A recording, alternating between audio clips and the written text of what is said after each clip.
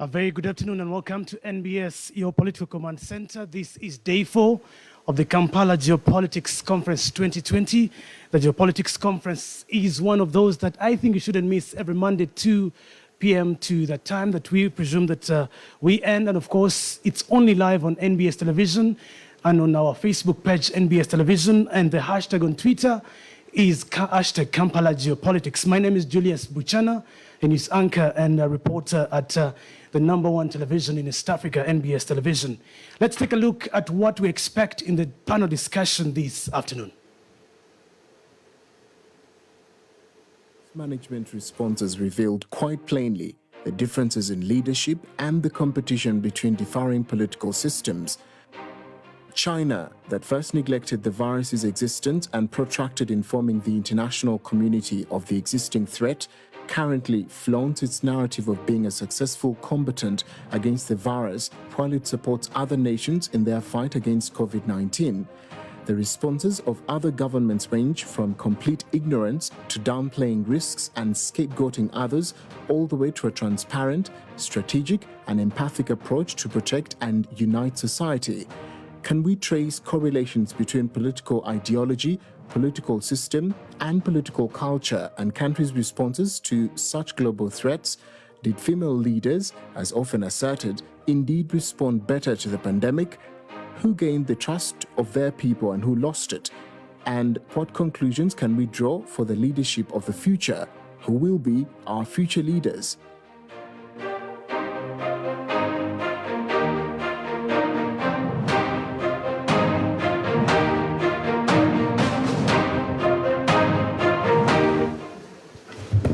Awesome. COVID-19 has got a lot of heat debates, both locally and internationally. And of course, this afternoon, we get its responses on those that we feel are the implications of COVID-19 on the global leadership. On the moderation this afternoon is my mentor, Mr. Solomon Selwanja, Kolumla Domo Award winner from the BBC. You're welcome, Solomon, and thank you so much for having us, to give us the time for this afternoon. Mr. Andrew Mwenda, the founder and editor of The Independent, thank you so much for coming through. And I'll suggest that you take up your seat, Mr. Mwenda. I love your blazer, Mr. Mwenda. You're looking very smart. All right, and Mr. Moses Owini, the Executive Director for Center for Multilateral Affairs. Mr.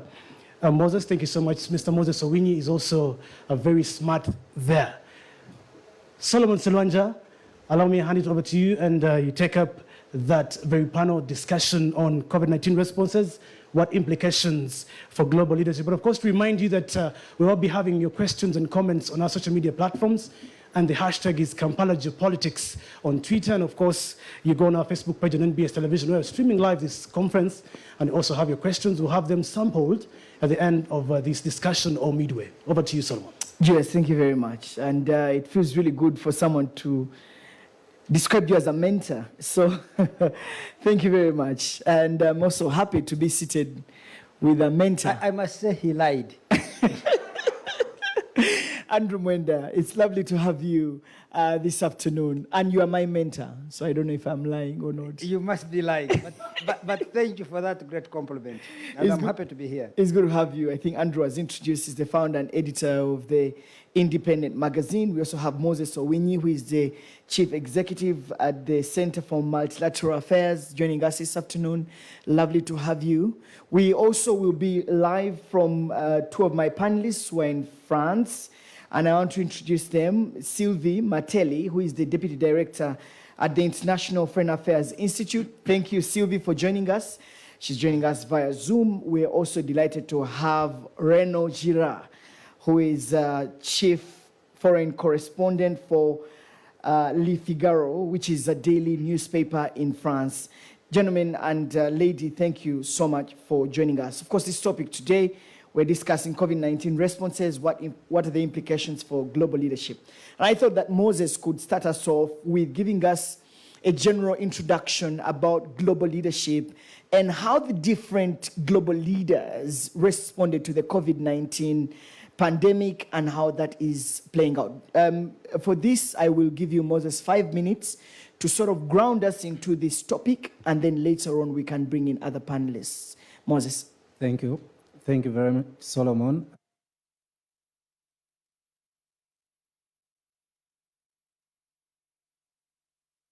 But certainly, I am very much delighted to unpack what what we mean by global leadership, because I think that there's a lot of perceptions and misperceptions around what does it mean when we talk about global leadership. Others view it within the context of multilateral institutions and other community of interest. Others think it is the UN or the WHO, taking leadership. My view is that within the context of an internationalized environment, we are talking about how states relate within the international system. States are a combination of different entities within the international system, and then they relate on the basis of their relative power within the international system. So how do you explain a leader within that context? It means that there must be something or a framework that explains how a particular state here becomes dominant over the others. And I think that is what I want to unpack. If you look at the hegemonic, for example, the hegemonic stability theory, it looks at, it explains the importance of a dominant power within the international system that should be able to control and manage the global international political economy, maintaining political stability and economic stability as well. So that power uses its relative power.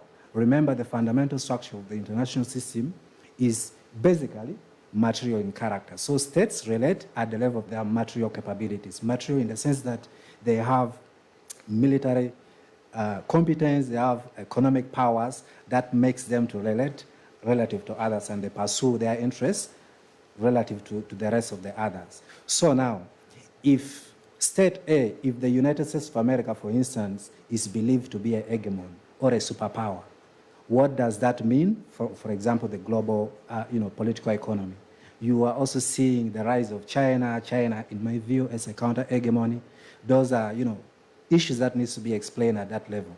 But certainly there are structural issues, and I love the way other scholars explain it, that there are structural issues that explain why a dominant power is a powerful force to reckon with within the international system. And those structural powers, if I conclude briefly, things to do with, first of all, you must have the material factors. Of course, the international system is not only a matter of material factors and capabilities. You have ideational factors, you have norms, values, and all of those other things. But material capabilities define how a power relates to the rest of the other. This is why when you hear that the United States of America is a power, they are not only a power, but they possess material capabilities defined in terms of military power, economic power, geography, and all of those aspects. So if the United States of America as a superpower did not react or did not respond very well to COVID-19, it has ramifications on how other states would respond. We can also draw inferences and conclusions based on how they respond. For example, you can ask questions like, if a global leader like the United States of America deeply flawed in the way that they responded to COVID-19, what does that mean for the state of global leadership? Are we seeing a rise of China? Are we seeing a rise of China as a superpower, for instance? Does that mean that the United States hegemonic stance is declining? Are we going to see a likelihood another war? For example, you have heard of the Thucydides trap. Are we going to escape the Thucydides trap? So there are so many. What does that mean for the state of, for example, human security? There are so many implications that we can draw from that. And I think that on that basis, I would like to stop there, but draw a lot of inferences based on that, conceptual underpinnings. All right, thanks. Thanks, Moses, for that. And that certainly forms our conceptual framework that we're going to be having this discussion. Andrew, later on we'll come back home here, but we thought we would first of all play at the global standard. One of the issues or questions that came up during the presidential debate between Joe Biden and Donald Trump is how each of them responded to the COVID-19 pandemic. And that, in a way, according to opinion polls, has placed a candidate at a certain level compared to the other. And Donald Trump has made clear his stand on COVID-19. I mean, we are seeing the way he's campaigning, massive rallies, no social distance. Of course, he has been criticized by several states. On the other hand, we saw Joe Biden's campaigning in cars and people in their vehicles and just hooting. And certainly the way, Donald Trump responded to the COVID-19 pandemic is quite something that we need to discuss this afternoon, especially as we look at, how the global leadership is likely to be impacted by the way the big superpowers are responding to the crisis. Andrew. Well, I don't know, because you see how the United States responded to the pandemic may have very little to do with how the globe is responding, in the sense that I don't think many countries have taken the lead from the United States, even if it is the global hegemon. But let me put it this way. You see, a health pandemic like this is really not, is primarily a national problem. And at least that's what COVID has taught us. That even in countries like Europe, where you don't have borders, the EU doesn't have borders. You can drive from Germany through every country in Europe without encountering a border. They reconstituted borders. So the countries actually locked down. Why did a multilateral response take a secondary seat and national responses were effective? Because the players in the global marketplace are states. States have domestic politics. That domestic politics influences how leaders, of course with their own ideological beliefs, influences how leaders will respond to a particular crisis. So how Germany responded and how France responded and how England responded was not something that was determined at a global level. It was something that was determined by domestic concerns. Some political, of course, some from experts. The second element, we can even come to the region here. How countries in this East African region have also responded. We have the East African Community, which is a multilateral organization. We're different. You can see that Rwanda and Uganda, to a degree, took very tough measures of lockdown. Burundi and Tanzania rejected any form of lockdown, and Kenya was in between. South Sudan, we don't know so much. The interesting thing that we need now to see is, I don't think that regime type has shaped, as the discussion here has been framed, has shaped these global responses. If you look at a country like Taiwan and South Korea, which are fairly, I want to use quote unquote, which are liberal democratic, and you look at countries like China, which quote unquote are authoritarian, they have been very effective. In China, they have been very effective in containing COVID, and Taiwan, perhaps Taiwan is the most successful country in the world. And then you find countries which ideally would consider authoritarian, which have been lax, and those that have been, which are democratic, which have been very tight. So regime type has not influenced it. The takeaway is that the health responses are primarily domestic, influenced by domestic politics and domestic beliefs, and the multilateral contribution has been significant. In fact, what East Africa and the European Union show us is that even when you have supranational institutions like the EU, we actually remain states. That the borders of Europe were reconstituted because of the pandemic. All right. It's interesting. So you don't think that the way the global players, the global leaders in the big countries that I was talking about, did not have any influence on the way national states handled the I'm not pandemic. saying they had no influence. I think they had some influence. For example, you see, remember how we respond is also determined by the ideas that we get. If you look at Uganda, I think our president is a hypochondriac. A hypochondriac is a person who is very fearful of disease. President Museveni is very fearful of disease. So when he saw on CNN and all this, what do you call it? There was a lot of scaremongering. And I think it was based on the experience of the Western world. You know, in the Western world, they have very old populations. People who are above 70 could be maybe 10 or 15% of the population, and they were highly vulnerable. But in Uganda, we have a very young population. 50% are below 15. So, but I think our president here got so deeply concerned, and that has to do also with his own psychology as a hypochondriac, and took this country through a heavy lockdown. Now, if you look at Burundi and Tanzania, if you go there, you can't believe that there is COVID there. They have political rallies. They have had in Burundi presidential elections. Tanzania, they're voting in a few days. There are rallies. And I don't think that Tanzania is, in terms of health, is worse off than Uganda. I have not seen that evidence. Burundi, I haven't seen that evidence. But of course, economically, Tanzania has done better than Uganda because we locked down and slowed down the economy. They didn't. So I get the sense that the international environment and its communication and propaganda infrastructure of global media sounded an alarm, not out of context, but reflecting the fears of the rich countries which have older populations, rather than the concerns of us, the poor countries, which have very young populations. That is one. Of course, also remember that in the rich countries, they have highly cultivated and developed healthcare systems. So people with pre-existing conditions of diabetes and high blood pressure and so many other things that could have killed them are sustained alive. I think when COVID came, it pushed them over. In our country, if you had a pre-existing condition, most likely you had died. So if you get, for you to be alive at 18 or 20 in Uganda, it means you have a very high immunity, a very strong immunity system. And I think COVID has not been devastating to us because of that.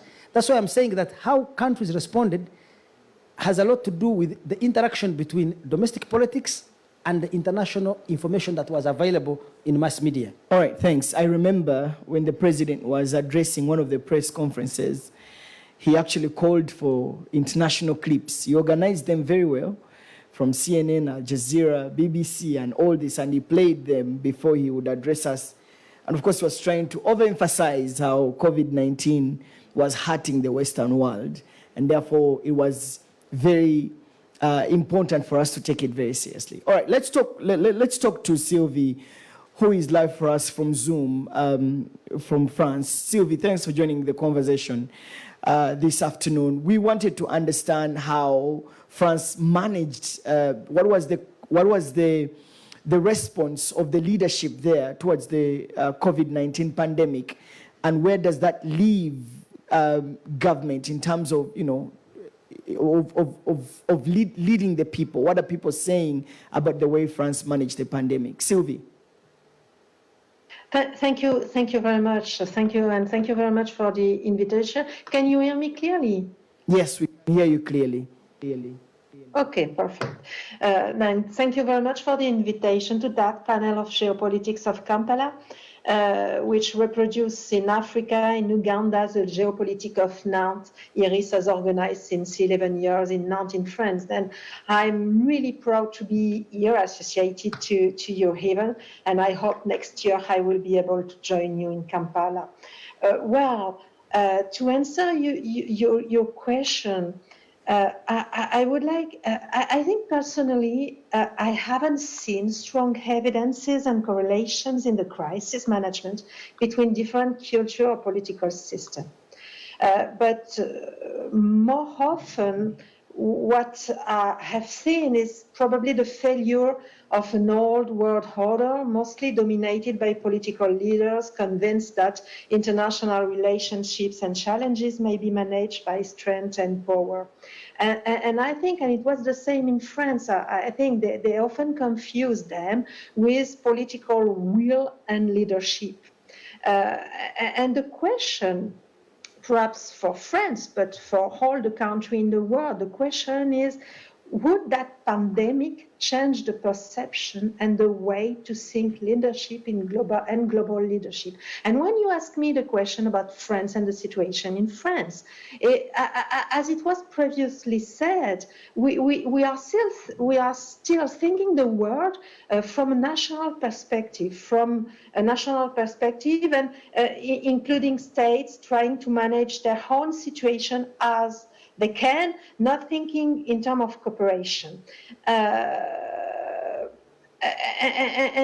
I think what may be interesting is to ask the question, what did that pandemic change that perception and the way we will think the leadership and global leadership in the world? And if you have a look to the debate we have and there is in that world in that moment, you can see a clear difference between that experts that are convinced that the world won't be the same after the pandemic. That's the idea of the world after. They explain that the COVID is the black swan, such a strong shock, an unpredictable event, that life couldn't and wouldn't continue like that before, after the pandemic. And they try to imagine what may be the disruption, what will lead us to this world after.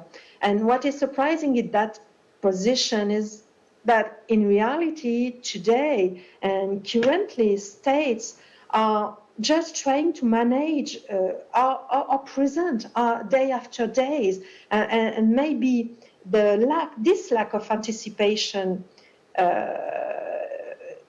was one sources of that problem.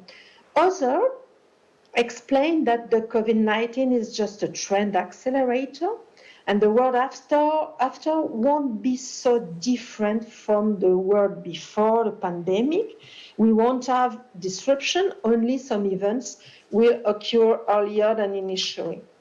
What I have seen from my experience as a researcher in a think tank working on international relationship is that most of the time, black swan doesn't imply an immediate disruption, but as longer term consequences, because in front of the shock caused by the surprise, people react to protect themselves, or in case of leader, there are people before. Moreover, what we can see is that they want to preserve, and all over the world we have seen that people and political leaders wanted to preserve the previous situation, the statu quo, without realizing that crisis changes a lot of things, including priorities, perception, hierarchy. It will probably be the same with COVID-19.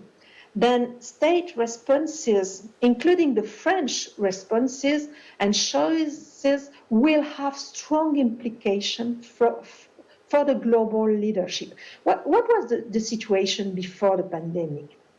From an economic viewpoint, as I am economist, the US economy was performing its longest period of continuous growth of its history. And I say of its history, it's really important to understand that. More than 10 years of growth.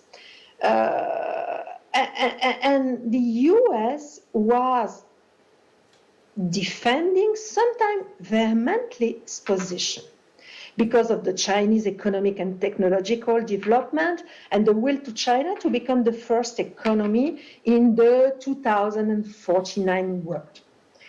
This renewed Chinese leadership were creating distrust and fear in the US, but also in Europe, in Asia. In the same time, multilateralism and the concepts of openness and liberalism were not as fashionable as during the 90s and the beginning of the current century, while individualism and selfishness became central value all over the world. But we have to take into account the reality. Multilateralism failed to improve sustainable solidarity and cooperation since years. And national impulses were most of the time the response we gave to our problem, even when they were global. And I think we have to take into account that to think the global leadership and leadership during and after the COVID. I remember when in 1994 the United Nations Development Report introduced the concept of human security and a new paradigm which was called sustainable human development, capturing the potential peace dividend and a new form of cooperation to structure the global institutions.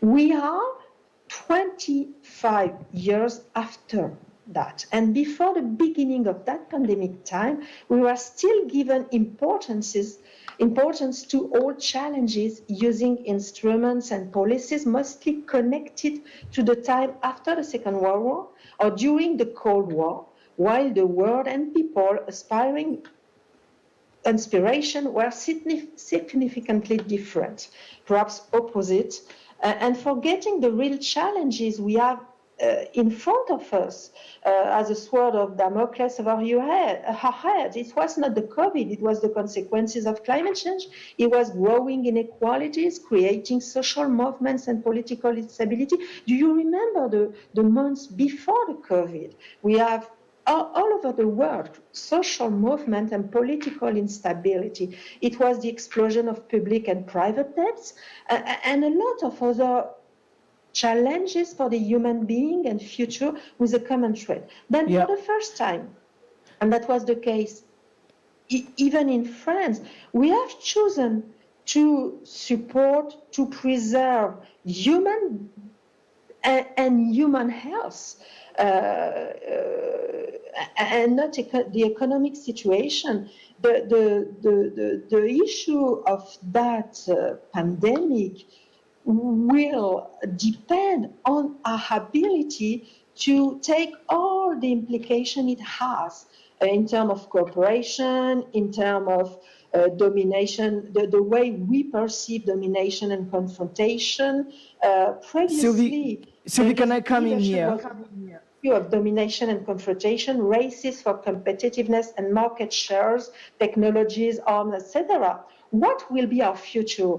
Maybe I think I have been too long, then I will stop there, but we have to think about that. Certainly we have to. Thanks, Sylvie, for that. Let me bring in Renu there. Gerard, thanks again for staying in and you're listening to the conversation. You are a foreign correspondent and you've been following the global politics and the response of different big countries towards the COVID-19 pandemic. I wanted to pick your mind on China, the way China responded to the COVID-19 pandemic and where that leaves it, in the face of, the US attacks. And, recently I saw the BBC doing a story that they have since come up with a vaccine, which of course is being contested by WHO, and they have started actually administering this vaccine to some Chinese. So let me pick your mind on the response of China to COVID-19 and how that plays out into the global leadership, and politics. Yeah, I think that thank you very much for inviting me to this forum of Kampala. I hope next year also I will be able to come to your country, and I've already been covering crises in the region and coming to Uganda, but I've never been to the north to visit the source of the Nile, so I would do that. I would like to do that. And I think it's very interesting what implication for global leadership, which is your question now. I think, and it's of course, China is a very important world global leadership. I think we need several principles. The first principle that I would put is do not put politics above health.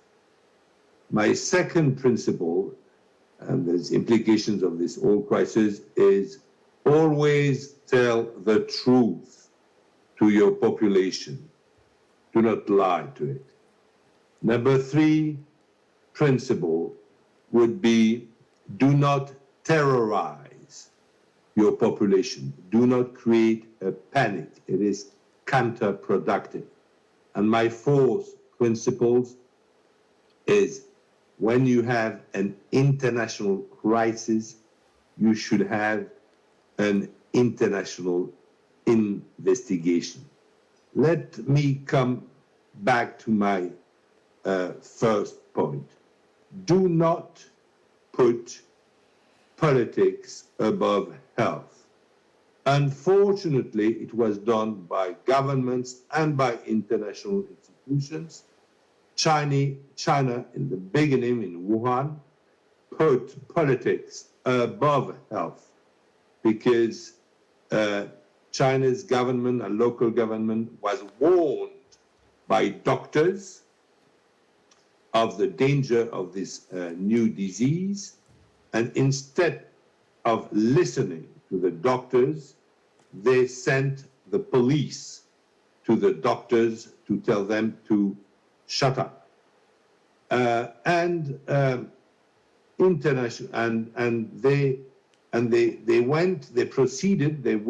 went on with a huge patriotic banquet in Wuhan with more than 10,000 people. And of course, this patriotic nationalist banquet helped to spread the disease.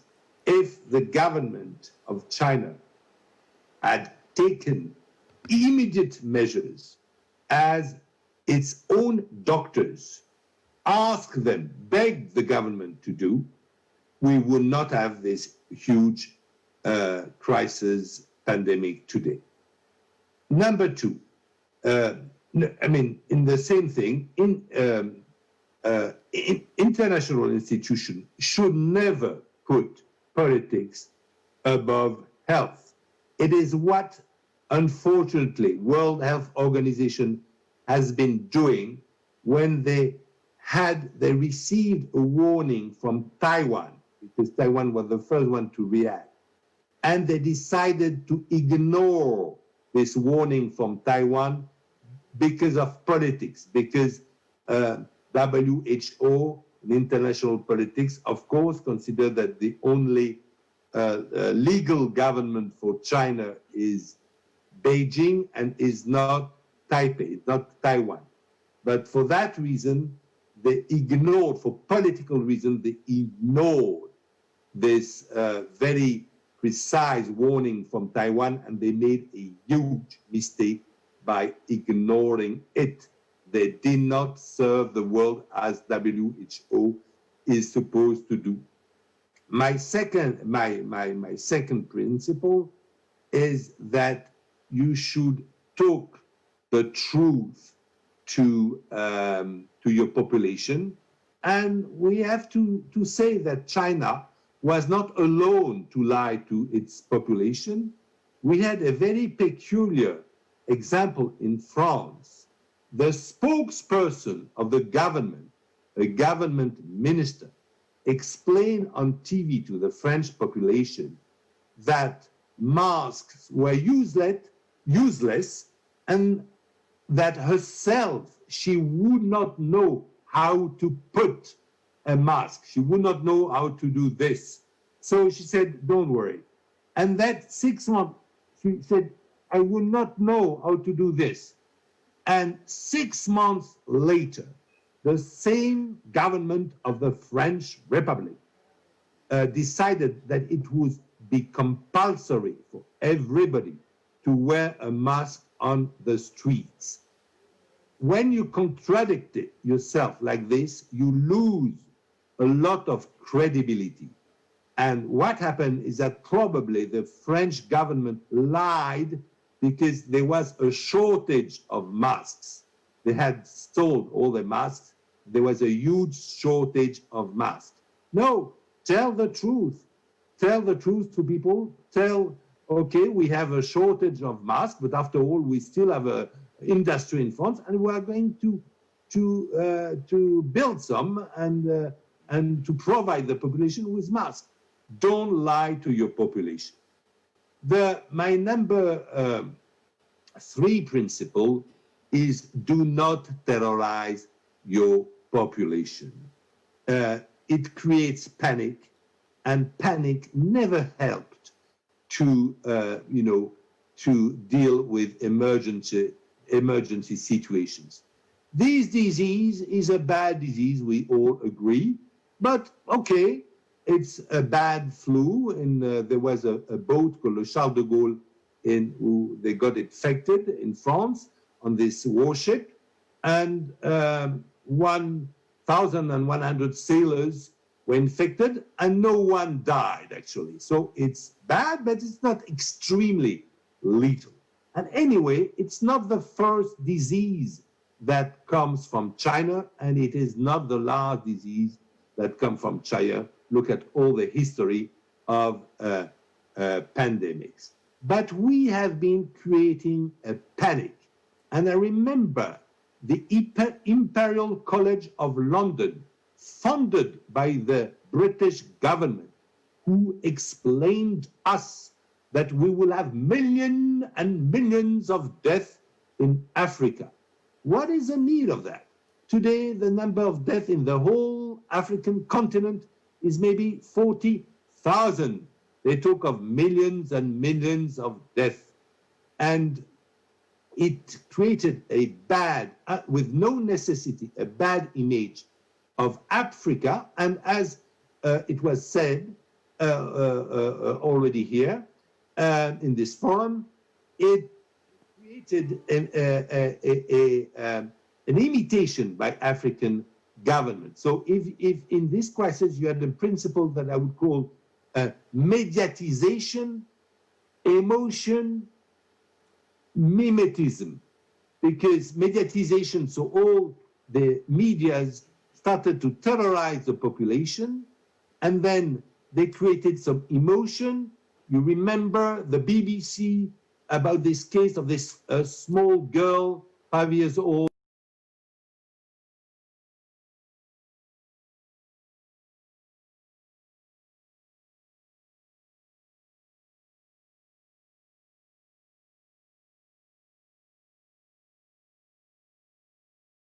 children.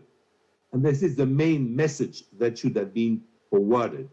In regions that had no COVID, even during the war in 44 in Normandy, when you had the invasion by the Anglo-Saxons of the continent, schooling went on. We stopped schooling, which is sacred in France and in many countries, and of course also in Uganda. We stopped schooling for panic, for no reasons. My last principle would be, and of course it goes to China, when you have an international crisis, and there is an international crisis, you need an international investigation. Is this just normal? And the government of Australia proposed an international investigation for how this disease could be created in China, how it was born, and so on. And it's a very good idea, so that all the scientists of the world gather in China, including, of course, Chinese scientists, how it could be born, this disease be born in China, and to avoid a replication of such a pandemic. And China did not react well to this very good proposition of the Australian government. And even the Chinese ambassador to Canberra put threats of boycotting Australian products, Australian universities, and so on. It's not a good attitude. I mean, the attitude of the Australian government was very sane, very logical, normal, and in a globalized world. So for me, this is the four conclusions that we can draw now from this for global leadership. Do not put health above politics. Do not lie to your population. Do not terrorize your population. And when you have international crisis, you need an international investigation. Thank you. Thanks a lot, Reno, for that. Interesting thoughts there, Moses and Andrew, on what Reno was trying to throw out. I think I loved mostly about do not put politics above health. Was his strongest point. Let's come back home and see how some of our African states responded to COVID-19 and where has that left them. I mean, Reno was trying to put down issues of China and how it played into the international politics. Let's talk about Uganda. Uganda, just like many African countries, imposed a lockdown. South Africa. During the lockdown, many people were arrested. We saw issues of police brutality and violence. Whereas the key aspect of we're trying to prevent the spread of the pandemic came up, social evils were seen as well. And that, in a way, affected people's perception on the governments that were installing or calling for such measures. We will juxtapose that with countries that never imposed the lockdown. For example, Tanzania, which of course kept open. As I speak, they just have a couple of days to the electoral processes. And I saw a video this afternoon before I came on air. There was no social distancing during one of the campaignings. There is no masks. There are no masks. People are not putting on masks. Let's also talk about countries like Sweden, which, of course, didn't implement the lockdown. So I just wanted you, Moses, to help us understand how the authoritarian system or approach towards managing COVID-19 to the other system of not imposing a lockdown and how that plays into the geopolitics. Thank you, Solomon. First of all, states behave within the context of international system based on a number of factors. Self-interest, we talked about material factors, but there are also things to do with ideational factors. These are issues to do with ideology, set of beliefs, identity, perceptions, or even misperceptions about a particular issue. And therefore, their responses domestically shape how the policy measure that government or regime comes out with. And so certainly in my view, if you look at the way other countries have responded, like Tanzania you have mentioned, I believe that there are actually people who don't even subscribe so much to the view that COVID-19 is a threat. And this is a set of belief that people do believe. There are people who believe that these are things that have been imposed. There are people who believe that these have been overly politicized. So that will certainly shape the way certain countries will respond. My view is that in terms of the questions of regime type and authoritarianism, certainly there is a very sharp distinction between how authoritarian state and democracies respond. And my view is that if you look at, for example, my colleague just finished talking about how China responded to. I wouldn't applaud a country like China in terms of how they responded to in preventing the crisis, as opposed to the way that they manage it. Even the way that they manage it was based on suppression of dissent, of information, of stifling, freedoms and rights of people. So in such a situation, you cannot even get a good overview of the state of affairs of what happened in such a country. You are aware that the official figures, for example, in that country says that about, I think, 3,680 people died of COVID-19 in Wuhan. Yet estimates, people believe that in Wuhan already, probably more than 64,000 people died. That is just within that, within that city. So if I am to applaud China, I would not applaud China, but would rather applaud its democratic neighbors like Taiwan, like South Korea, like Japan, because those are democracies. And those democracies, the way they have responded in terms of contract tracing, in terms of deployment of big data, health data, high-tech surveillance technology in mitigating the virus has been phenomenal. So I would rather applaud those democracies in terms of deploying those systems and helping than how, authoritarian, Moses, if I gave you to be the president of China, and you're Xi Jinping, and you had this outbreak, what would you do? If I'm a leader of China, certainly I will not necessarily subscribe because you see, China operates basically within the context of the Chinese Communist Party, and that ideology drives them a lot in terms of how they do. You see, the axiom in China is that whatsoever is not news, whatsoever is not good news is no news to China, which has, in my view, impeded the way and undermined the issues of, human security within that context. Certainly, so many people died in that country, but you will not get the facts, because the facts are hardly, available. You cannot get it. But you see, you have to respond not based on ideas, not based on a particular set of, public view or world view, but I think based on realities. And I think China would have done greater. For example, like the previous speaker said, this is not the first case that China has handled, the case of COVID-19. In 2003, there was an acute SARS virus that spread throughout in China, especially from the province of Guangdong. How did China respond?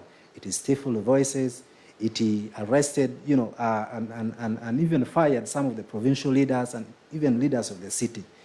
In 2002, around 2002, 2003, China deployed one of the largest technology alert systems in the world. And ideally, it was supposed to help doctors report, and provide early warning system in terms of how the pandemic, if the pandemic is breaking and how they respond. How did that early warning system help them? How did the alert system help them? Certainly it didn't, because you see, you are dealing with an institutional framework where the rules of game only speaks about the legitimacy of a system that they believe is infallible to, the rest of other, systems. And, when we talk about authoritarian government, we are talking about governments where there are no political pluralism, or at least very limited political pluralism. And the only way they derive their legitimacy is by appealing to the emotions of, the people and stuff like that, and they suppress all. So in my view, I think that I would rather applaud the democratic neighbors. If you look at their example, none of them, by the way, if you look at, I think, South Korea and Taiwan, the death toll in those countries are less than 5,000 people. 5,000 people died. But you would see, in terms of the deployment of technology, in terms of extensive quarantines, in terms of how government has responded, it has, in my view, has been quite phenomenal. All right, thanks, Moses. The reason why I was really pushing you to the limits is because in such a case, some schools of thought would argue that authoritarian regimes perform better, especially on the onset of the COVID-19 pandemic. And Andrew, let me bring you in. When Uganda experienced, COVID, the president locked down the country, instilled different measures that we all know. Several countries too did the same.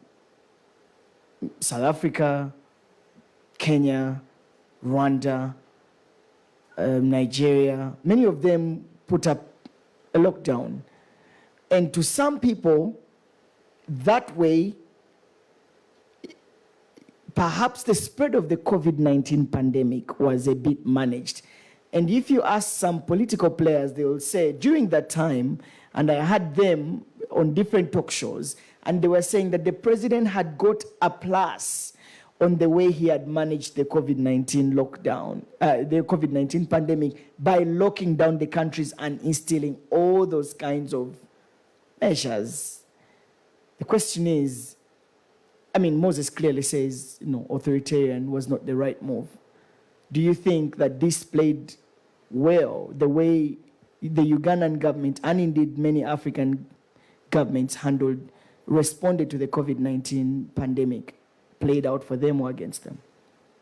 You see, Solomon, I do not share, or I do not believe that we need to dichotomize countries between a liberal democratic and authoritarian.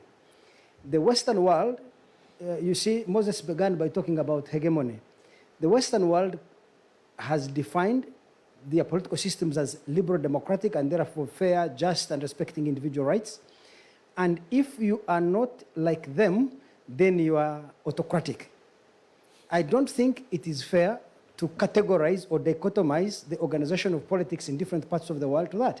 Let us remember that liberal democracy and its associated freedoms evolved in a very specific cultural and economic and historic context in the Western world. It is not a neutral universal. It is the Western world's attempt, before Western countries became liberal democratic, quote unquote, they were Christian, now they are secular.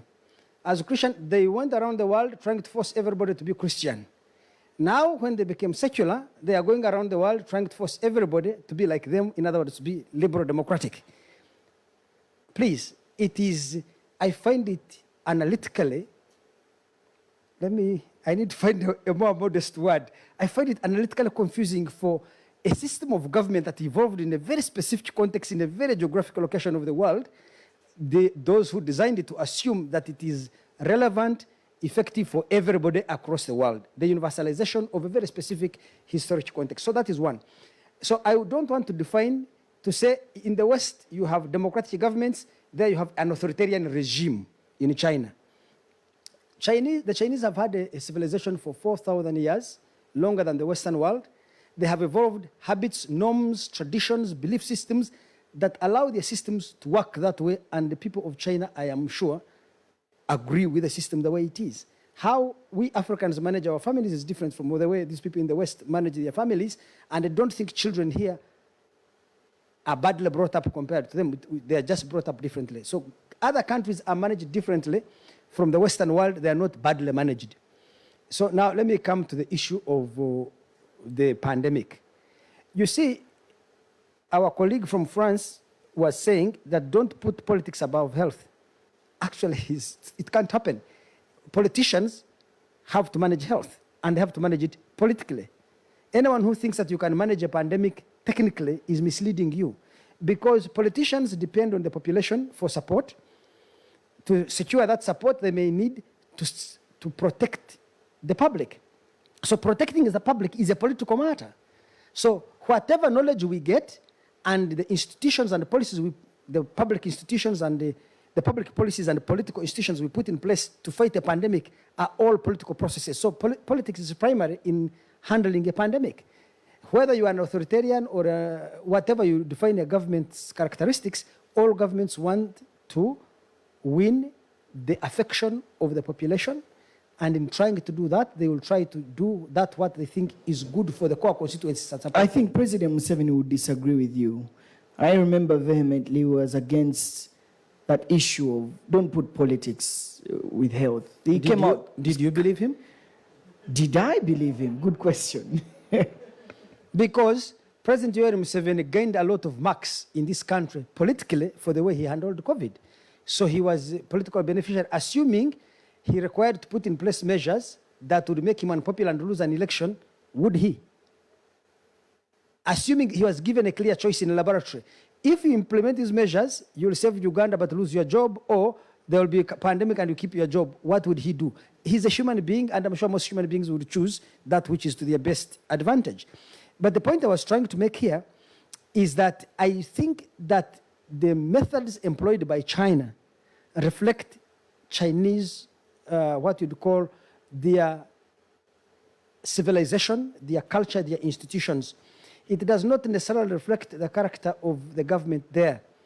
That government is an output of a particular history of China.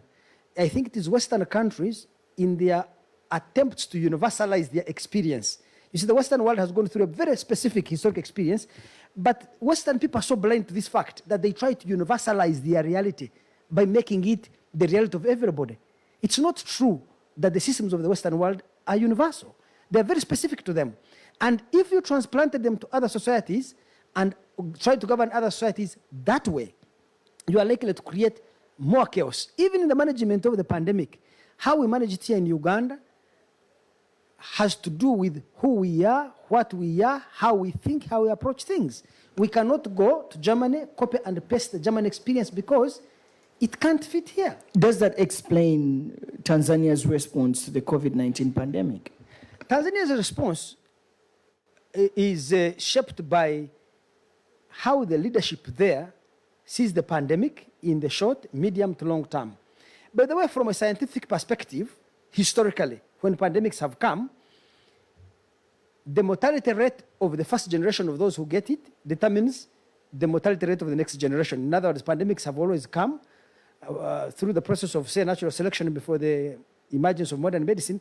They would have eliminated those who are too weak to withstand them, and those who survive are resilient to them. So the future generations become much more resistant to that particular disease because the disease eliminated, or the pandemic eliminated, those who could not resist it.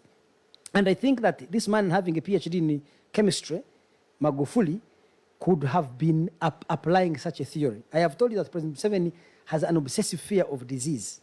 It's in scientific terms called hypochondria. His response is just a reflection of that. When you go to State House, historically, he always sits here, everybody sits at a distance. He always is washing his hands. He keeps high levels of hygiene.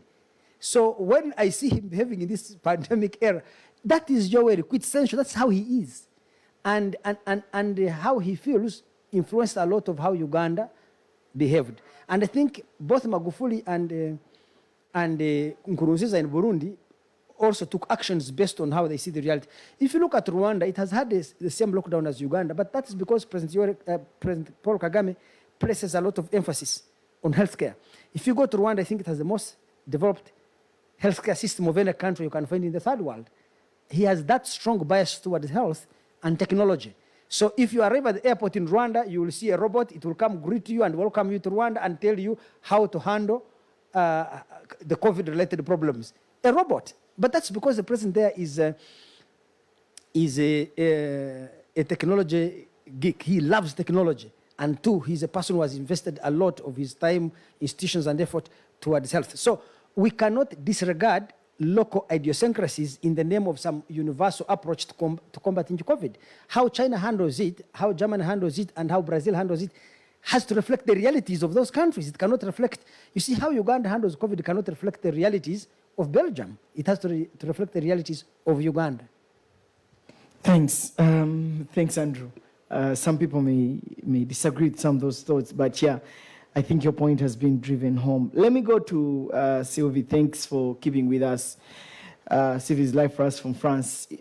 Sylvie, let's talk about how, because you see, you're an economist, but also a person who is very passionate about women and women in politics and in high, in global politics. Let's talk about how women leaders responded to the COVID-19 pandemic and how that is likely to play for them in the global politics. For example, Chancellor Angela Merkel is one of the persons who has been looked at and at the forefront of the fight against the COVID-19 pandemic. Do you think that she did well, and what are the implications of her method of managing the COVID-19 pandemic, and of course, also other women in places of power? Sylvie.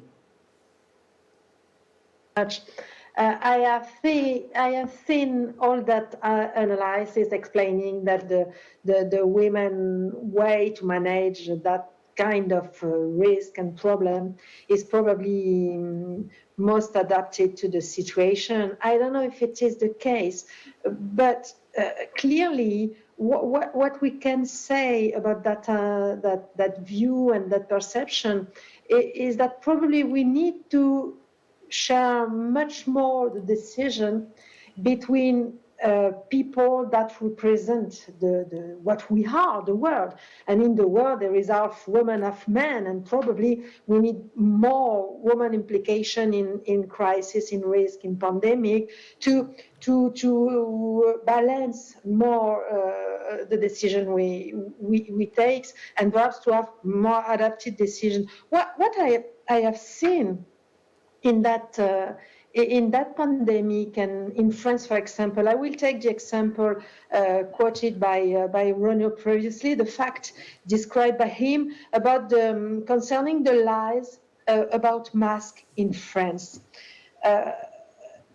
I think it traduces the perception our political leaders, I don't know if it is male perception, but the perception our political leaders have about French people. And that's not a perception, they are not considering acting like that French people are responsible citizens. You see, but for me, it was not a responsible answer from democratic leaders. And I think in a world where you take into account all the diversity you have in front of you, male and female, but also different perception, different view, you will have a more balanced response. And that was not the case in that situation. When you are a democratic leader, you have to act with responsibility, and you have to tell the truth to your people. And one more time, I don't know if women tell the truth. It was the case in that pandemic, but in the government led by women, but it is only because they are women or not? I don't know, and it's difficult to answer. What I have seen is that most of our political leaders react to a non-anticipated event because of a too high confidence they have in our ability to manage everything, every risk. And probably that, this high confidence is probably today. I'm not sure that's a specific characteristic of men and women will always lack of confidence, but that perception we have that everything that may occur, we will have the instruments, we will be as strong as we need to be to answer, is specifically today connected to male education. That's clear, and that was one of the problems. And then we react to an emergency situation. I would say we panic in front of that COVID when we realize that finally we won't have a mask, we won't have basic instruments, basic options to answer and to protect our people. What I can see today is that I haven't seen a lot of changes in the situation. We are in Europe in front of the second wave. If we don't find a treatment or a vaccine, we will probably have a third one, a fourth one. I haven't seen any change in the way we manage the situation. And today I would say that the second wave in Europe would probably be worse than the first one.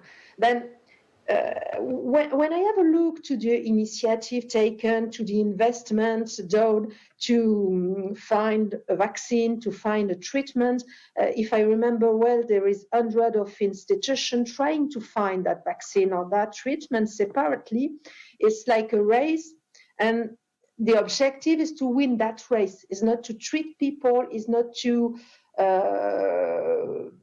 win that pandemic. I'm really afraid about the future months, and even if the answer is to help women to take the initiative to have more power, it will take years, and we don't have years. And well, sorry not to answer directly to the question, but that's the interrogation I still have today. Thanks a lot. Let me bring in Reno there. Well, Reno, you've just had it. Andrew here seems to disagree with you on the issue of putting politics. Politics. You said one of the key principles is do not put politics above health. Andrew thinks that that's not realistically true, especially for leaders. Let me have your final say on this issue, but also on, the lessons learned moving forward on how the global leaders managed and responded to the COVID-19 and its implications. Reno. Thank you very much to give me the floor again. Of course, I'm not. I do not agree with what Moses says. He says that the Chinese people seem to be very happy with the Chinese government. What does he know? Did he go there to ask them? What I've noticed is that Chinese people were as Chinese as the other, but who could still express in liberty their thoughts, which are like the Chinese from Hong Kong. They said that they were very unhappy with the policy of the Chinese and the dictatorship of the Chinese Communist Party. So, and I also in this crisis of COVID, I remember what outcry you had on WeChat on the, it is a kind of Chinese Facebook, if you like, on WeChat, after this doctor, the Dr. Leluang, who warned the government, who was sent the police, who was been told to shut up, and then, because of his efforts, died in the hospital. And you had such an outcry on the social networks in China that the Chinese government had to do something because they could not suppress. They have a lot of censors on the social networks that Moses doesn't seem to have any problem with this censorship on this social network. I do have problems with this censorship on the social networks, and there was like such an outcry that they had to do something, but they could not suppress the millions and the millions of messages of support of this Dr. Leluang, who had died because he wanted to say the truth, because he wanted to put health above the politics. Politics, Moses, in China is made by the Communist Party of China and by nobody else. This Communist Party of China decided to not to listen to the warnings because they had an agenda. They had the agenda of doing this gathering in Wuhan, this political gathering, this banquet of New Year in Wuhan. So it's what it is to put health, to put the interests of the Communist Party of China above the health of the Chinese population. You do accept that, Moses. I do not. So this is very important. The second thing that I want to say is that China says that we should play by the rules of the United Nations. And China is right. China is right that to criticize, for instance, like France did, the American intervention in Iraq in 2003, which was not allowed by the Security Council. But this is something we should tell the Chinese leaders. If you want to abide to that people abide by international law, you should do it also. And for instance, you want to get for yourself the whole exclusive economic zone of China South Sea. You go to the shores of Vietnam, of Malaysia, of Philippines, and so on. It's you want to get for yourself a sea that is bigger than the Mediterranean Sea, and you have confiscated these small islands of Paracel and Spratlys. You have promised that you would not militarize these islands. You have to put strategic bombers and missiles of these islands, and you want to keep the fisheries only for yourself, and you do not allow Vietnamese or Filipinos fishermen to go there. No, you have to abide by law. And there is a tribunal in La Hague, in the Netherlands, very old arbitration tribunal, that said that you were wrong. So please, Chinese government, abide by international law. And please do not put pressure on World Health Organization when they have good warnings coming from a government that you don't like. The Chinese government, which is a dictator, doesn't like the democratic government of Taiwan. Okay, but health is more important than politics. And because of your politics, you have allowed a pandemic to spread all over the world. And now we need that this crisis, that such a pandemic, does not happen again in 3, 4, 5, 10 years.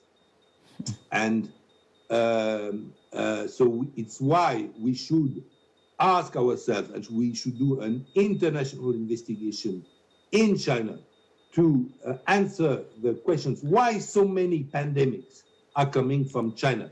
Thanks. What is the problem over there? What can we do all together, all the people of the world, to settle this problem, which comes from China? This is very important. As far as African governments are concerned, it's true that they should not follow the panic or the mediatization of Europe. I mean, what can CNN or even the BBC learn to an African leader? CNN deals with America, with his own agenda against in American politics. And CNN, for instance, have a very clear agenda against Trump and to beat Trump. But what do they know on Africa?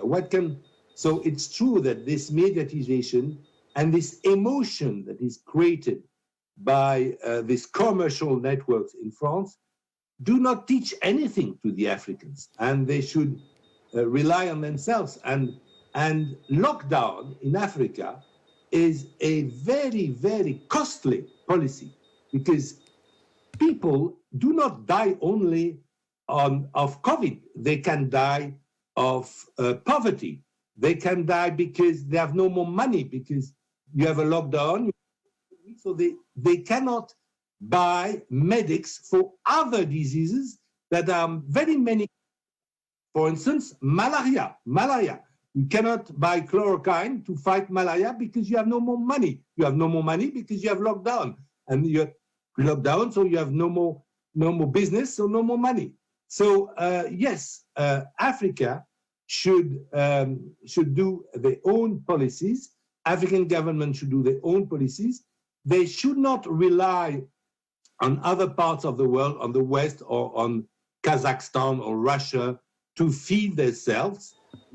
Because we have seen an interruption of the trade of agricultural goods during the beginning of this pandemic. So it shows that all African countries should be self-reliant, because they cannot trust America or Europe or Russia or Kazakhstan if there is an agriculture need, because a need of food, because you can have a panic in these countries. Thanks. And which blocks all the trading. Reno, can I just come in here?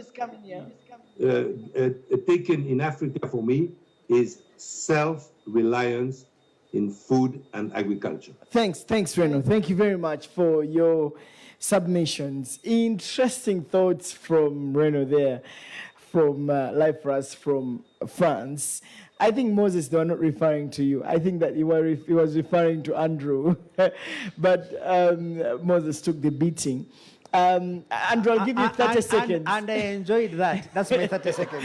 I'll give you 30 seconds to respond to his argument, and then I'm going to open it up for the audience here to give their thoughts. I don't want to respond. All right, Moses, you want to say something? In 30 seconds, yes. Well, I don't want to respond as well, but Solomon, there is this also a narrative that many people tend to talk about, especially the increasing influence of neoliberal ideology within the context of democratic governance. And Andrew seems to suggest, for example, that America or neoliberal ideology is an influence that is imposed on people. My view is that, first of all, it is a consequence, by the way, of an hegemonic power. There is no doubt that you will have a dominant power within the international system without asserting its influence over the rest of the world. It's a fact within the international system. So you see that, no doubt about it. But even when you examine classical liberalism from the times of Thomas Hobbes, we must appreciate actually how democracy has evolved. Imagine a situation of state of nature where there is no condition of governance, where there is no government, man is living just like that. Hobbes, who had lived in 1640s and had witnessed the English War realized that that kind of situation would be what he called actually nasty, short, solitary, poor, and man would be living in continual fear of violent death. You see that kind of situation, but Hobbes had to prescribe a solution, and that solution would only be found in a Leviathan, a sovereign government that would what? That would take charge of the affairs of humankind.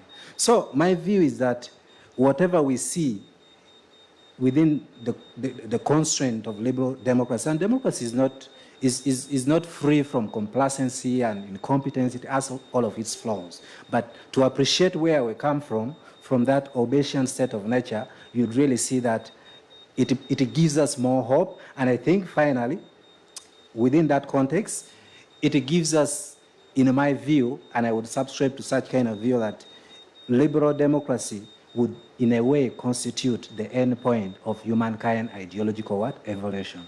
Thank you. Interesting. Thank you, guys. My panelists, thank you so much for weighing in on this issue. Well, it's a conversation that has been happening online, and I want to invite Donna Sojok from CAS to come and get for us some views and comments from online. Donna, you're welcome. Thank you very much. We have three questions online.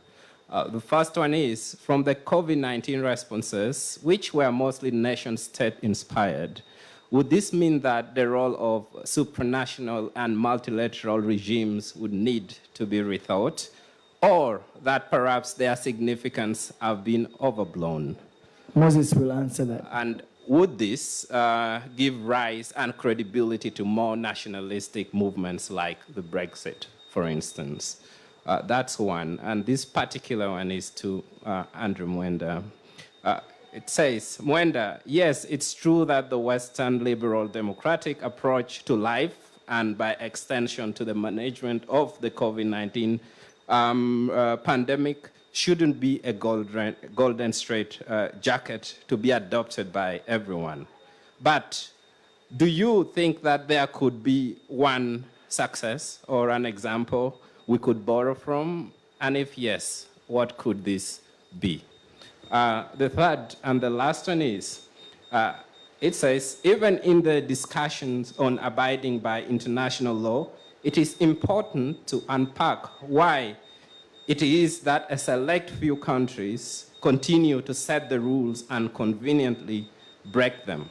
Why haven't global organizations made many calls against the US that has, for instance, withdrawn its funding from the World Health Organization? And there seems to be a lot of conversations around holding China accountable. But we are to believe that if the tables were turned, would the same calls, for instance, be made to call the US, France, or other established global hegemonies accountable? Thank you very much. Interesting question. I think I love most the last one. Why isn't the US being held accountable for its decisions, for example, to stop funding the WHO, and why are the global other leaders quiet about it? All right, Andrew, let me let you first answer your question. Okay, but I just want to touch on the first one about multilateral institutions. You see, multilateral institutions are very important in helping individual countries coordinate action.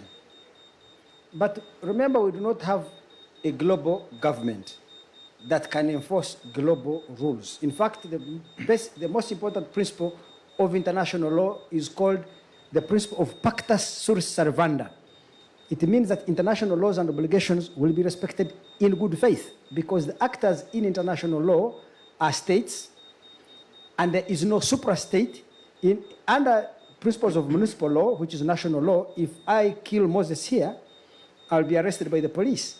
If America goes and bombs Iraq, the only way you can constrain America's action, which is the most powerful country in the world, is to build a large coalition of China, Russia, and they may not even overwhelm America. So the lack of an international government means that we cannot enforce international rules except through good faith, that America will uphold international law out of good faith.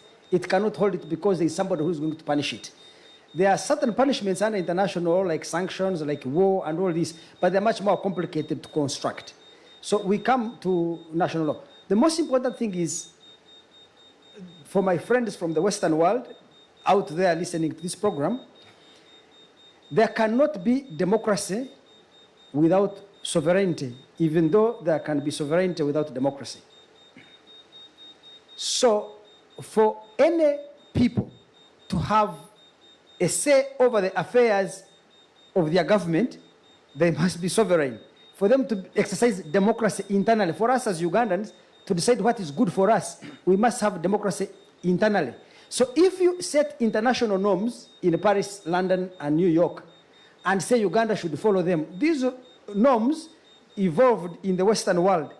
It means you are exercising dictatorship over us. You are imposing your values and norms on us. We have not selected them. So that is why I think that how you handle a pandemic like this must be primarily driven by national governments. Multilateral institutions should facilitate the coordination of different governments of these efforts, but they cannot impose rules. The final thing I want to comment on this is that if action that is taken, the person who takes it must be punished for that action. Just imagine I'm in Germany. I dictate to Uganda what it should do, and it turns out to be wrong. The Ugandans cannot punish Angela Merkel. We can punish Museveni by voting him out, but we can't punish anybody else. They don't bear the consequences. That is why national states should remain the most important drivers of international affairs. Movements like Brexit are an effort to say, please, this attempt to create a global government is dangerous. Stop it. And therefore, that's why I was not very hostile to pre-exit. So I come to the question which I was asked. Yes, the Western liberal democratic model has very many important lessons for us. There are many lessons we can draw from it, but it does not provide us solutions to our problems. Our problems, the solutions to our problems, let me construct this way. You see, our problems are local, and the demands to solve them are often locally generated. The problem we face here in Africa is that when it comes to defining and shaping a solution, we retreat to a textbook written by a scholar at Oxford or Stanford, Harvard or Cambridge, based on the experience of Europe. And because we draw from an experience of other societies, when we come and try to impose it on ours, because we have a different historical context, it fails. So a lot of the source of persistent failure in Africa is this mismatch between demands and solutions. Demands are local, solutions are alien. And in dealing with this pandemic, we must be very careful. Let me give you a fine example. Sorry to take your time. During this pandemic, the European ambassadors, European leaders came to advise the government with the World Bank of Uganda. They said, let us get money and give it, send it to everybody who is vulnerable. And the government of Uganda normally listens to them. And I happened to be as an old man of the clan in the meeting, and here is my view. Ugandan society is constituted differently. In Europe, if you have a problem, you go to the state and get welfare. Here, most people have relatives and friends and benefactors who look after them. I felt that Uganda's best response was to ensure that people remain employed. So businesses, instead of support businesses to remain in operation, because my grandson Solomon Serwanja here must be having about 10 dependents who are not his immediate children. He has a wife, he has a child, but he may be having a cousin, a brother, a niece they take care of. For me, it was important to keep Solomon in the job so that he can continue to look after those people. That is our social welfare system. So ensure that businesses keep people in employment by supporting businesses instead of sending money to people directly, because the benefactors of so many people were losing their jobs, and in them losing jobs, they're destroying our social welfare system. That is why we need to design solutions that are responsive to our realities. My children have all finished school. But right now, I look after 21 kids in school. So the 21 kids I pay fees for, if I lose a job, those kids are out of school and they're out of a livelihood. So the policy of Uganda should be keep the old man of the clan in a job even if he's 108, so that he can continue to look after the 21. Because if he loses a job, 21 people go hungry. Thank you. Thanks, Andrew. Moses, you have about 3-4 minutes, and then I can get it to the audience. Yes. First of all, multilateral institutions and other community of interest might come and go, but states are there to stay. States are the most important primary actors within the international system, and no authority above that can order the behaviors of states. So the enduring nature of states within the context of the international system is there and will always be there. So what does that mean? Multilateral institutions certainly do a good job, like Andrew has said, and they will continue to, they should continue to coordinate and work and continue to do the work that they do. But certainly states will always be primary actors in the way they do things. Even when you look at the way states are organized within the UN itself, the United Nations Security Council, for example, you have the P5, the permanent members. How do they make actions? They make unilateral actions. How do states react within the context of international law? International law is there, but states are acting unilaterally. States are, violating Article 51 of the UN Charter. So you see, the primacy of states within the international system will certainly be there. It is a fact within the international system and the world order that we have to, contend with. Thank you. Thanks, Moses. Reno, let me give you a last say at this. Reno, they're asking, why can't the world punish the US for violating the very rules that the US sets up? Classic point, Donald Trump's withdrawal of funding from the World Health Organization was quite a big blow. Many national, international, many countries came out to put their foot down, and this sort of spoke against the decision by Donald Trump. And yet some people think that the global community should have done much more. So why can't we punish countries that set the rules and break them? Over to you, Reno.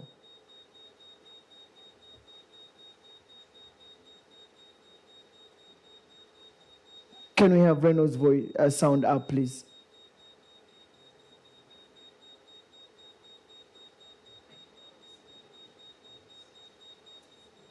Reno, is it that your mic is not? Can you unmute your audio? Your audio.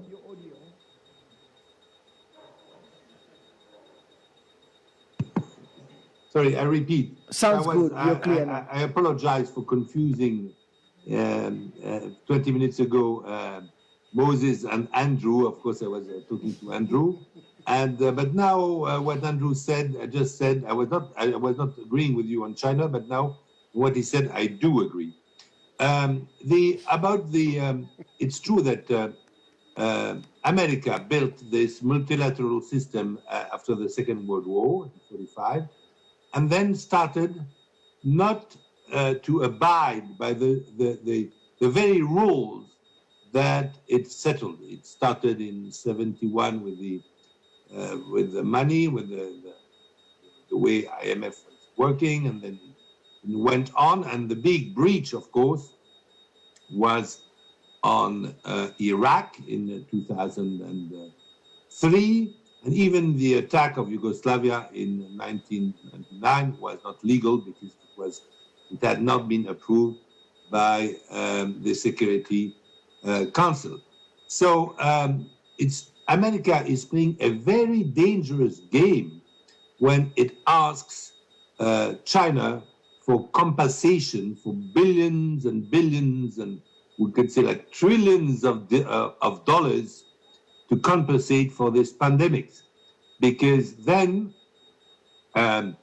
China will be able to answer Americans, okay, about compensation, you have created illegally a huge chaos in the Middle East by attacking Iraq in March 2003, illegally, without the consent of the other nations.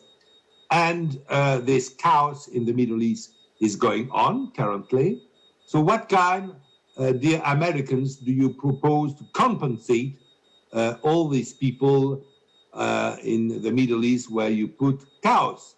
You could also say that American and the American banks with some very wicked means called derivatives to make kind of baseless money without efforts. This crisis of American finance came to Europe and then to the world when Europe did not have the least responsibility. European banks didn't have the least responsibility in the making of these derivatives, of this kind of new finance, wicked finance, and the rest of the world also. But Europe suffered a lot, and Africa also, of this economic crisis of September 2008 and 2009.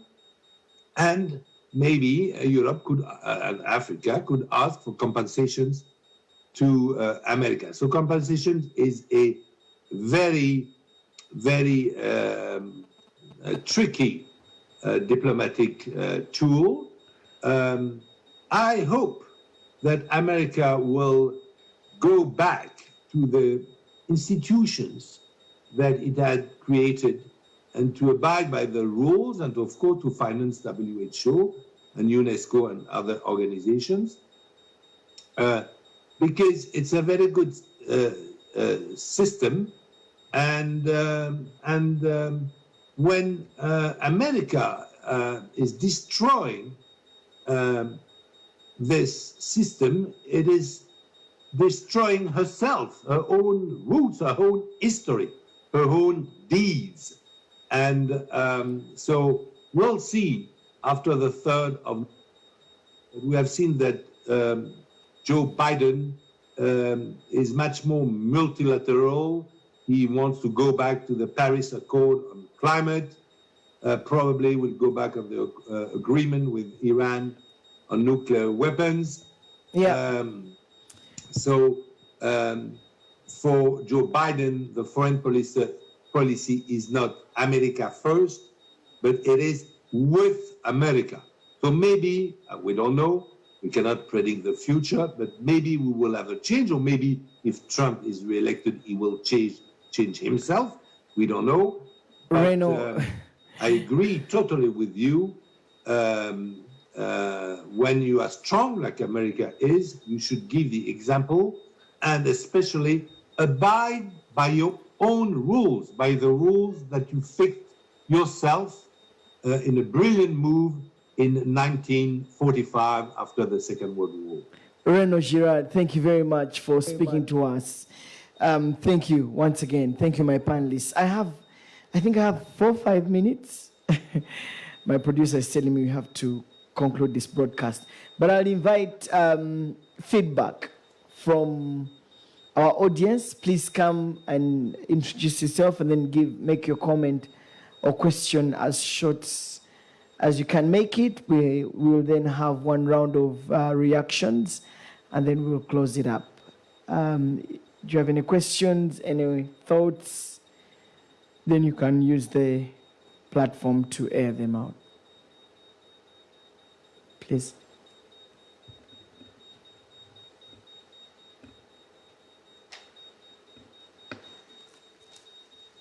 Well, thank you, Solomon, and to the panelists.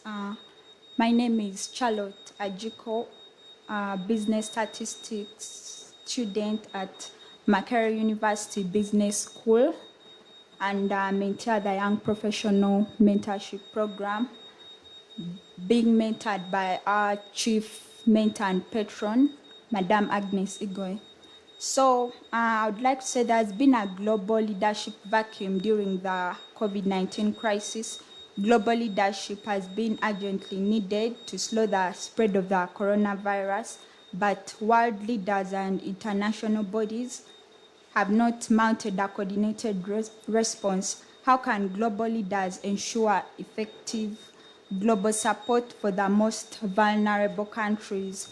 Then I would like to conclude with, as COVID-19 continues to spread, the impact on lives and the global economy is increasing at an unprecedented speed and scale. The crisis needs a global response, as one of its causes has been ecological, that is being too closer to wild animals. how can global leaders collaborate, find a solution to this problem to prevent a future crisis as the pandemic? As Reynolds said, COVID-19 has not been the first and won't be the last pandemic to occur. So thank you. Thank you, Charlotte, for that. All right, I think the team here will make a few submissions and then we'll close up the show. Yes, ma'am. Well, thank you so much. My name is Olivia Brenda Nasi Wasechide. I am a teacher at St. Joseph's SS Nagalama, and I'm also in the Young Professional Mentorship Program under the patronage of Miss Agnes Igoye. Now, the problem in Uganda and Africa at large has not only been starting up businesses, but also their sustenance. And the majority of these businesses closed down soon after their opening. We will also note that most of these businesses are women-initiated. It is also generally known that COVID-19 has mostly affected women because of their caretaker role in families. Of course, they take care of both the sick and the ones that are still locked up at home. So post-COVID, how can women entrepreneurs be able to sustain their businesses? And again, looking at the challenges that are facing African countries and the lessons that, of course, we've learned from the previous crises like Ebola, how do we move beyond individual global leadership toward a more collective and collaborative understanding of the currency? Thank you so much. Thanks, Olivia Brenda Nasiwa. For that issue of women entrepreneurs, I'm not so sure my panel is the right one to answer that, but we'll see. Okay, we'll start with Charlotte. How can leaders provide support to vulnerable countries? Are they actually providing this support to vulnerable countries amidst the pandemic? That's one of the questions that came through from Charlotte. The second question was more on the fighting the impact of COVID-19 on the ecological front, the role of collaboration by global leaders. Those are the questions that Charlotte brought up. You want to give it a take, Moses? Thank you. I would attempt the question of coordinated response. And for me, really, I look at it from a very conventional point of view, unfortunately, but I think Andrew will see it differently. Because you see, if the United States of America, whom we believe is a hegemon, had taken a very firm, coordination in terms of coordinating the global efforts and works of multilateral institutions, certainly you would see a difference. So in terms of how they responded, I see it in terms of an ideological shift. The Trump administration indifference of handling COVID-19 is an ideological shift, in my view, which is different because I believe if this was during, say, the Obama administration or any democratic government, this would have been quite different. There is historical evidence to show how democratic government tend to align more to, cooperative environment and strengthening role of multilateral institutions. In fact, when the Obama administration was sending over to the Trump administration in 2017, many of the senior administration of the Trump were in that meeting, including Obama's official. And one of the things that they did was they laid down a foundation for disaster preparedness for the Trump administration. So is it that the question is that the Trump administration did not respond to the virus due to their ignorance or because of their indifference? My view is that it is an ideological shift, an ideological orientation. Remember, I told you ideology is about set of beliefs, system, discourse, and even identity. So a certain belief about something shapes both domestic and foreign policy behavior of a particular state. So, and then I will leave the rest of the question for Andrew to handle. Andrew, under 30 seconds, we need to wrap up this broadcast. Which question do you want me to answer? Whichever. I think you need to talk about Okay, perhaps foreign assistance. You should know that I don't believe to in- vulnerable countries. Yes, I don't believe in foreign assistance. In fact, I think it is likely to cause more harm than good. In most cases, not in all cases, but in most cases, foreign assistance is likely to do more harm than good. But we don't have the time for me to explain why I believe so. In other words, I would argue for self-reliance. I hope those questions have been answered. All right. I want to now invite the Master of Ceremonies for this discussion. But as he comes, I want to say a special thank you to Andrew Mwenda. Andrew Mwenda is the CEO and founder for the Independent, a news magazine here in Uganda. I want to say a special thank you to Moses.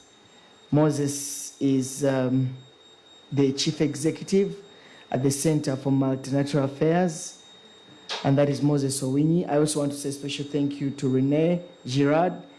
He's a chief correspondent for the newspaper called Le Figaro, and also Sylvie Matelli, who is the deputy director at the International Institute for Foreign Affairs.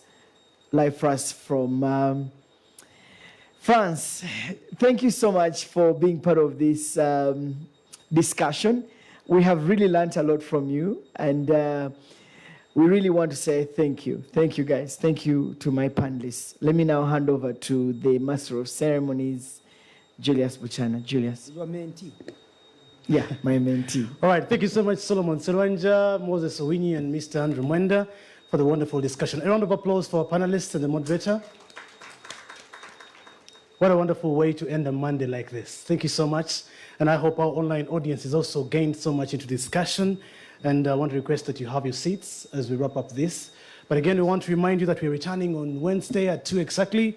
We'll be starting our panel conversation on a topic that I think all sportsmen and those who are geared towards sports will wish to watch: a role of sports and arts industry in restructuring global conversation in the pandemic. The pandemic has also made us turn our conversations digital. And I think we are going to embrace this even after the pandemic. Thank you so much for watching us. And we have a networking session up in our boardroom. After here, I hope that we shall be heading there. Thank you so much for watching us, and enjoy the better programming of the NBS, your Political Command Center. Good afternoon.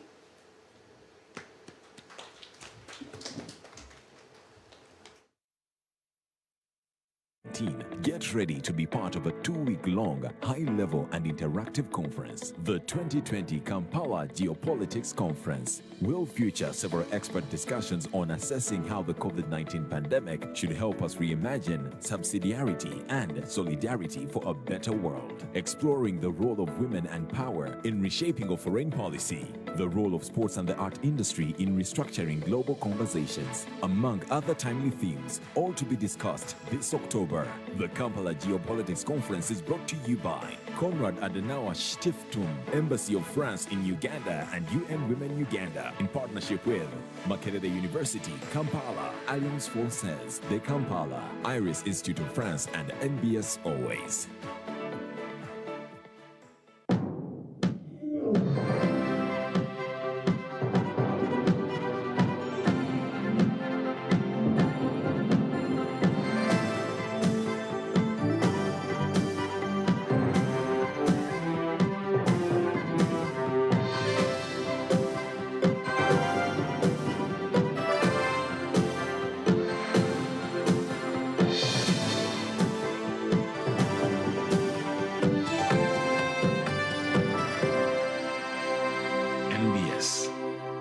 Always.